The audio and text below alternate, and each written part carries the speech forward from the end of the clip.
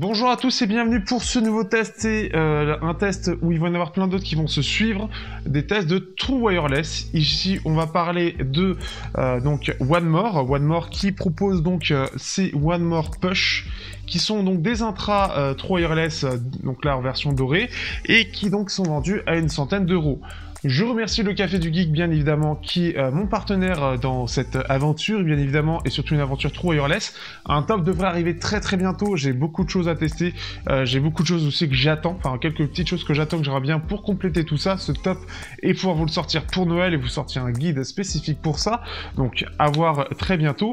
Et ce qui fait que donc on va pouvoir parler de ces intras à 100 euros. Avant de commencer cette vidéo, j'aimerais juste vous parler, vous dire que là, vous voyez que j'ai des écouteurs, c'est simplement pour essayer ici avec la prise micro et donc le Honor de pouvoir capter la voix et d'améliorer la partie sonore.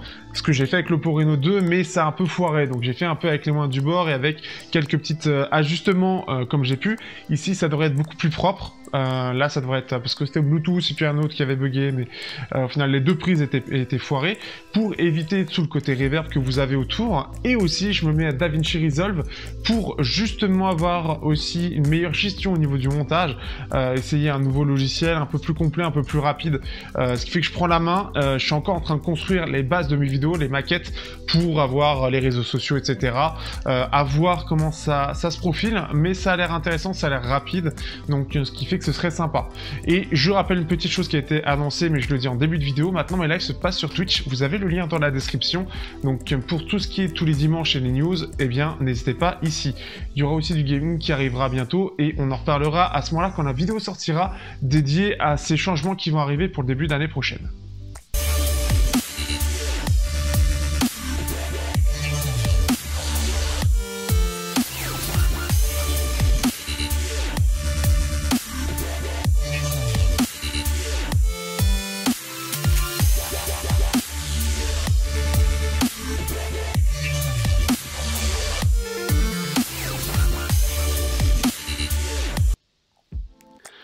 Au niveau du design, donc comme je le disais, on a une couleur un peu particulière, on a une couleur un peu rosée sur la boîte, vous allez le voir normalement juste après avec des plans, et ce qui fait que c'est un petit peu surprenant. Je m'attendais à une couleur dorée, la couleur dorée que là on voit énormément, doit voir la caméra, une couleur dorée qui ressort plutôt bien, mais tout le reste a un côté couleur un peu peau, un peu rosé, un peu rosâtre. C'est pas réellement rose, mais c'est vraiment rosâtre, c'est très particulier. Ce qui fait que on a une boîte qui en soi c'est propre dans sa proposition.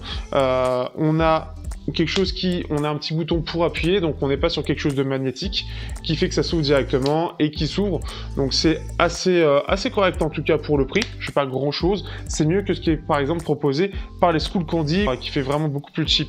Ici c'est dans la bonne moyenne, on a ce côté là un petit peu qui peut rebuter pour certains qui veulent quelque chose de magnétique. Néanmoins ça passe plutôt bien, donc ça c'est une première chose.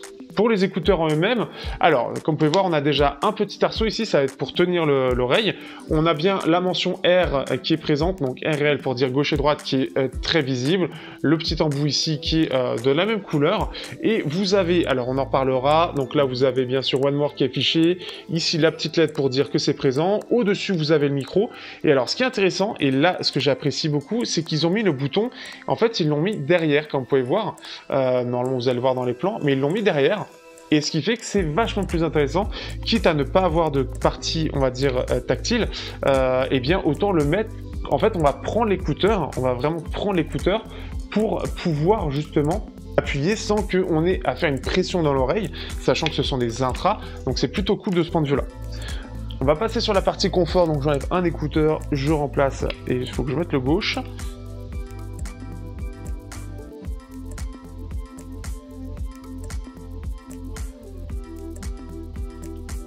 Donc voilà, ce que je disais, ce qui est assez cool, c'est surtout que on a ce côté, j'ai normalement montré le plan, j'espère que ce sera assez visible, mais quand on appuie justement, bah voilà, on va pas avoir besoin de faire de pression, on va juste prendre en fait l'écouteur et appuyer, serrer l'écouteur pour pouvoir faire l'appui, ce qui est beaucoup moins dérangeant que certains autres écouteurs.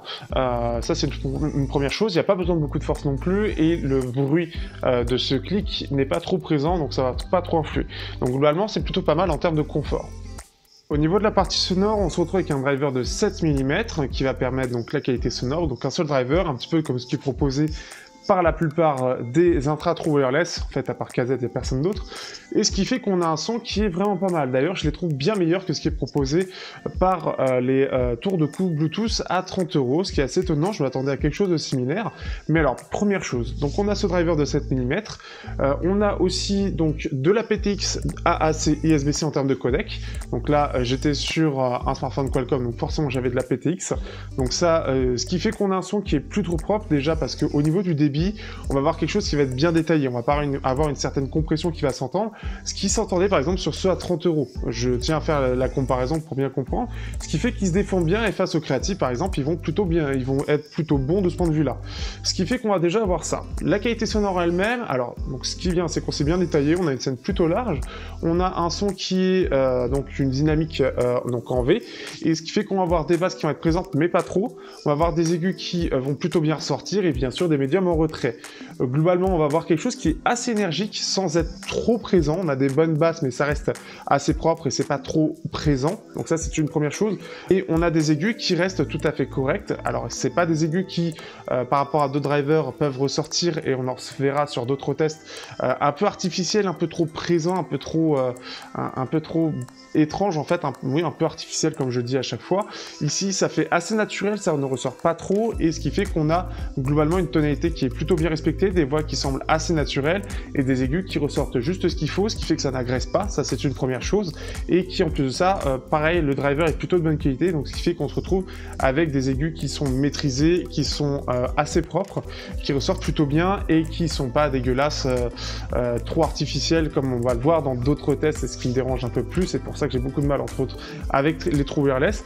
Donc ce qui fait que ça c'est une chose, et sachant que j'avais eu d'autres intras un peu avant de faire ce test-là, qui vont arriver un peu plus tard, j'avais un peu peur que ce soit un peu pareil avec les One More, parce qu'il y en a 2-3 de ce type-là, et ici ils se défendent plutôt bien. Par rapport au Skullcandy que j'ai, Skullcandy Push, d'ailleurs je me suis trompé pendant toute la vidéo, c'est les One More Stylish, et par rapport en fait au Skullcandy, ce qui est bien, c'est qu'on a quelque chose qui est un peu plus maîtrisé.